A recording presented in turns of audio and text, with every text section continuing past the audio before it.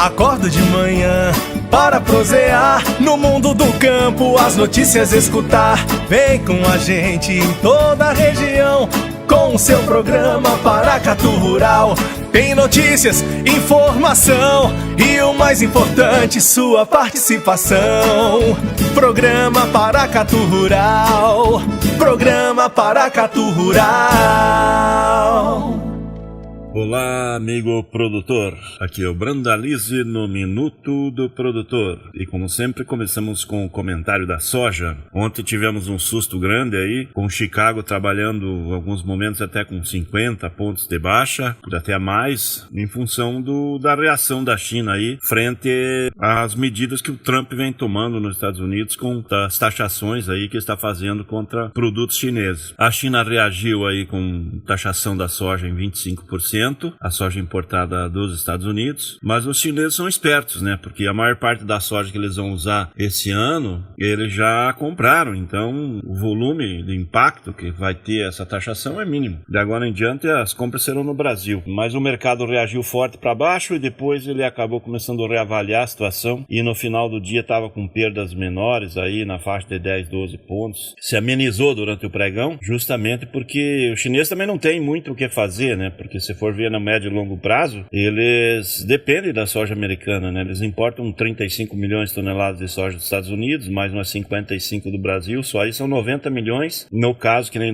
desse último ano, que foram 95 importadas, os dois países representam 90 milhões. E isso não muda no curto prazo. No final, o mercado já está mais calmo. E aqui no Brasil, nós tivemos reação nos prêmios aí, com prêmio de 120, 130. E com isso, tivemos até negócio nos portos aí com valores acima do que estava sendo praticado nos dias anteriores, né? Teve fechamento na faixa de 83,5, 84 nos portos para abril cheio e maio, mas no final do dia o mercado era 81,5, 82,5 aí para as posições de abril e maio, e é praticamente próximo do que trabalhava aí nos dias anteriores, com leve queda. Mercado aí já trabalhando nessa quinta-feira com leve alta aí lá em Chicago, então o mercado já se acomodou e hoje a gente continua vendo aí um mercado de Chicago numa faixa de operação entre 10,10 e 10,50, que deve flutuar dentro desses patamares, um pouco abaixo dos níveis que trabalhava aí no pós-anúncio de redução de área nos Estados Unidos, que estava trabalhando entre 10,30 e 10,70. Agora, vamos dizer assim, nessa brincadeira toda aí, se perdeu uns 20 pontos lá em Chicago, mas tivemos um avanço de 10, 15 pontos aí nos prêmios, então praticamente quase anulou aí esse anúncio da China de taxar a soja americana. Os negócios no Brasil continuam fluindo e vai continuar assim. O produtor tem que ir aproveitando os momentos que dá os picos de alta e fazendo médias, né? Não adianta querer especular com o grão aí, porque aí ele arrisca chegar lá na frente, os americanos plantarem mais, aí daqui um mês começa o plantio americano e depois o mercado se entregar aí com o mercado com a safra maior americana. Então isso é possível, mesmo que o anúncio do USDA é de redução de área lá para a faixa de 36 milhões de hectares contra os 36 milhões e meio que se plantou no ano passado. A tendência é continuar nesses patamares, não muda muito o mercado da soja, o mercado vai se mantendo nesses níveis. E aí agora vamos ver o que vai acontecer com o câmbio, né? Com o fechamento lá no Supremo Tribunal Federal aí, que deixa o nosso amigo Lula aí numa condição já disponível aí nos próximos dias por juiz Sérgio Moro aí, trazer ele para Curitiba para ele passar uma temporada de inverno aqui no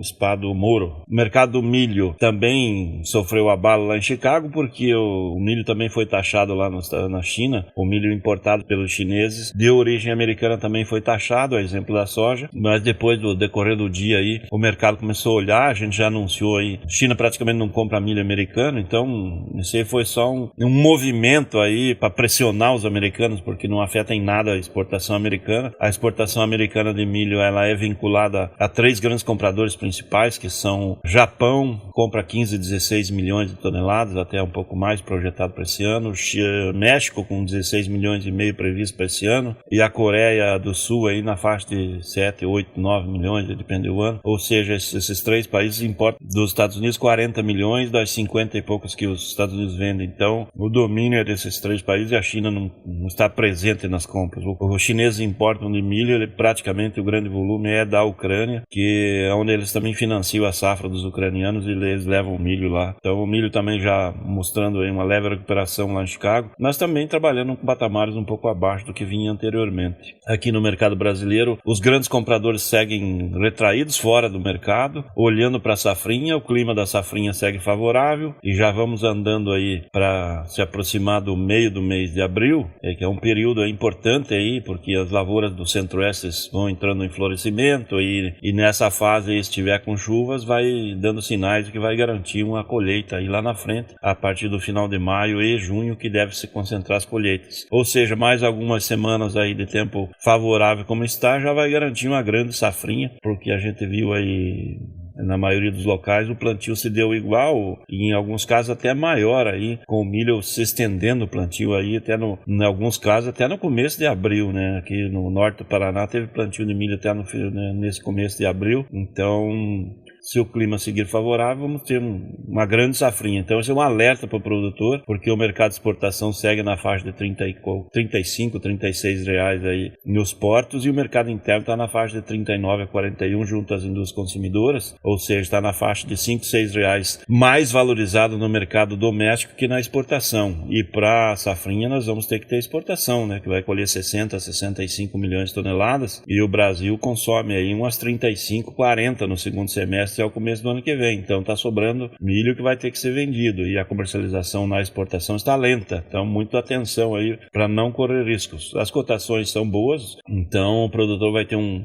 faturamento no milho aí na faixa de uns 6, 7 a 10 reais a mais do que foi o ano passado para o milho da safrinha. O nosso mercado do arroz aí começou a dar sinais de que bateu no fundo do poço e agora está tentando os primeiros saltos aí para recuperar, para crescer. Ontem nós tivemos um pregão da Conab aí com PEP e PEPRO, foram 107 mil toneladas em contratos ofertadas e a comercialização foi um dos menores em proporção aí na faixa de 35% negociado, apenas 37 mil toneladas negociadas de PEP, nada de PEPRO de interesse e a gente já está sentindo aí alguma pressãozinha, alguma reação, o comprador voltando a aparecer no Rio Grande do Sul e a colheita avançando forte no Rio Grande do Sul porque o clima está favorável e o pessoal, os produtores estão aproveitando para colher rápido e isso começa a já preocupar um pouco a indústria que está voltando um pouco mais aí, provavelmente nos próximos dias vai aparecer mais para comprar e a fase de baixa do arroz praticamente está fechando e agora em diante a gente vai começar a ver alguma reaçãozinha. No começo são reações pequenas, mas um mercado já na linha positiva. Outro que está na linha positiva é o feijão, né? O mercado já começou a reagir, a demanda apareceu, os varejistas estão repondo, o empacotador está vindo, então o mercado que trabalhava de 90 a 110 aí um mês atrás, para um carioca de boa qualidade, hoje é um mercado de 120 a 130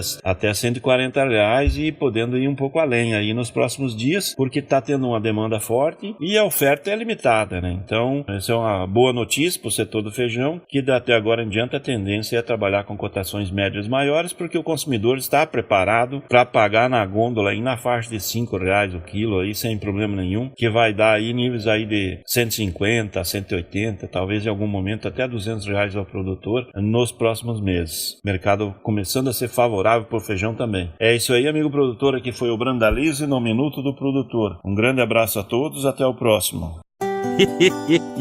Mas eu vou dizer uma coisa pra você, viu?